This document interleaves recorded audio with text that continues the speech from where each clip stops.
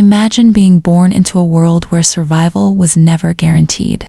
This was the childhood of Temüjin, the man who would later become known as Genghis Khan.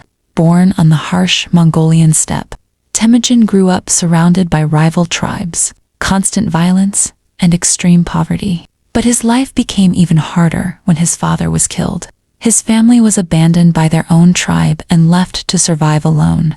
Temüjin was still just a boy, but he quickly learned an important lesson. Weakness could mean death. Instead of giving up, he learned how to survive. He hunted, fought, and slowly built his strength.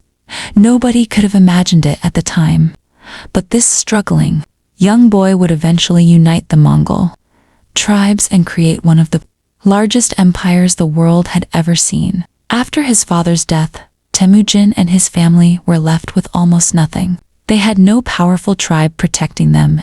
Every day became a struggle for food and survival. Temüjin had to grow up quickly. He learned to hunt, negotiate, and fight. But more importantly, he learned how people behaved when power was involved.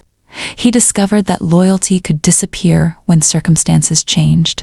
These experiences shaped the leader he would eventually become. Temüjin understood that if he wanted to survive, he could not remain weak or isolated forever. He needed allies.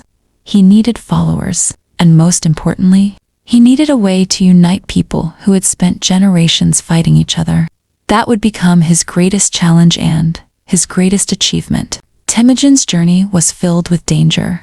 At one point, he was captured by an enemy tribe and held prisoner. For most people, this could have been the end. But Temüjin refused to accept defeat. He eventually escaped and returned to his family. This experience strengthened his reputation among those who knew him. People began to see something different in him.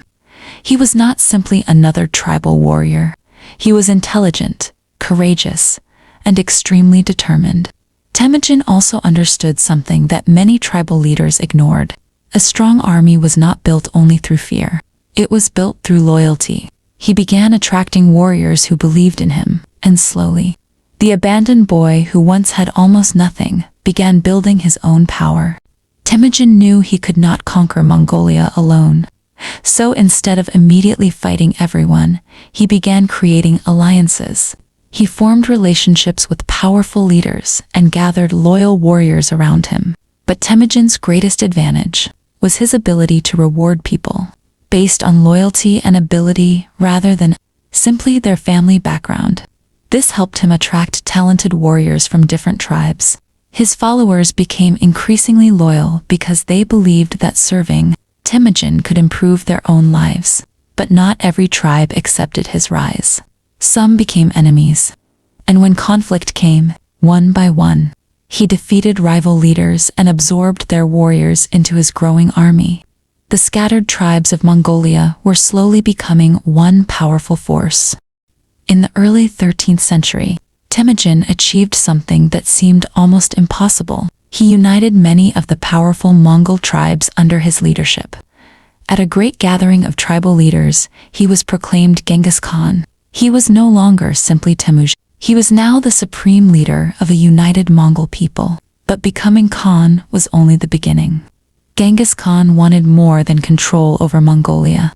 He wanted to build a powerful state that could survive.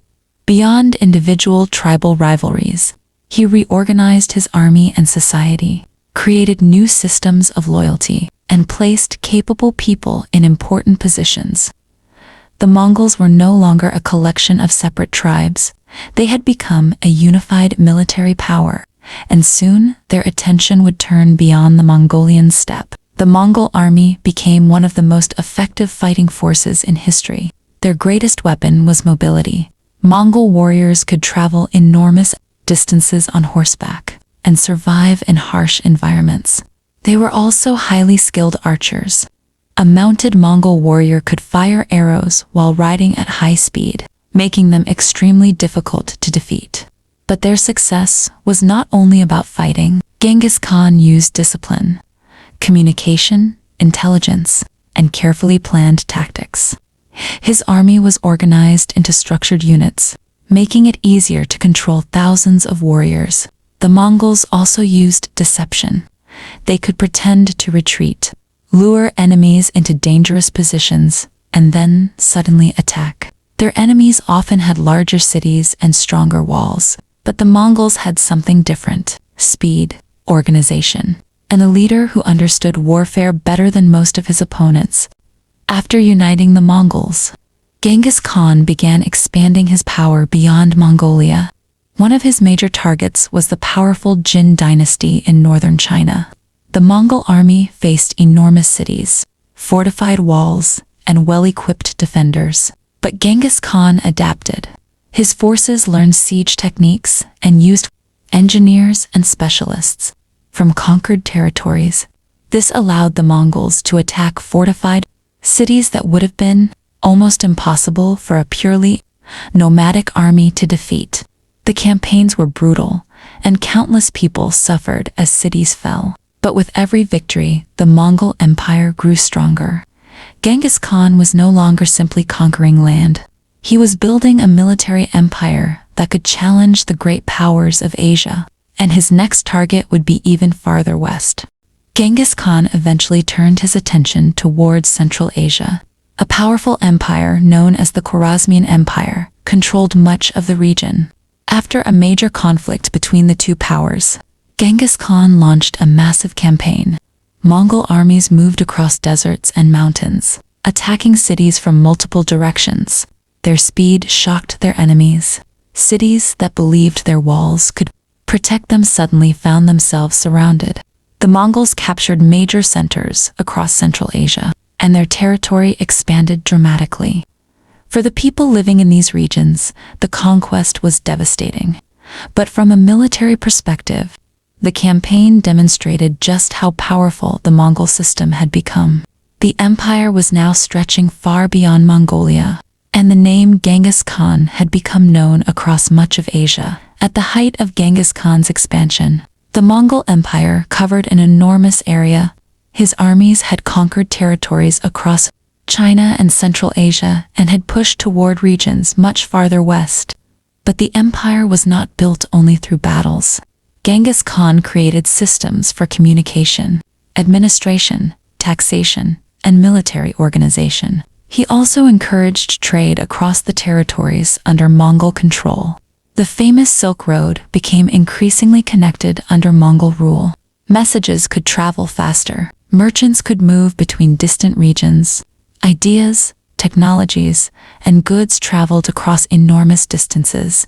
Of course, the Mongol conquests came with tremendous destruction and loss of life. But they also created a political network, connecting parts of Europe and Asia on a scale rarely seen before. And much of this transformation began with one man from the Mongolian steppe. Genghis Khan died in 1227. But his story did not end with his death. His descendants continued expanding the Mongol Empire, eventually creating the largest contiguous land empire in history. His legacy remains complicated. To some, he was a brilliant military strategist, an extraordinary empire builder. To others, he is remembered for the enormous destruction caused by the Mongol conquests. Both sides are part of the historical story. What makes Genghis Khan remarkable is where his journey began. He started as a young boy who lost his father, was abandoned by his tribe, and struggled simply to survive. Yet through determination, alliances, organization, and military strategy, he transformed the scattered Mongol tribes into a global power. His story proves that history can sometimes change dramatically because of one person, and the world would never be the same after Genghis Khan.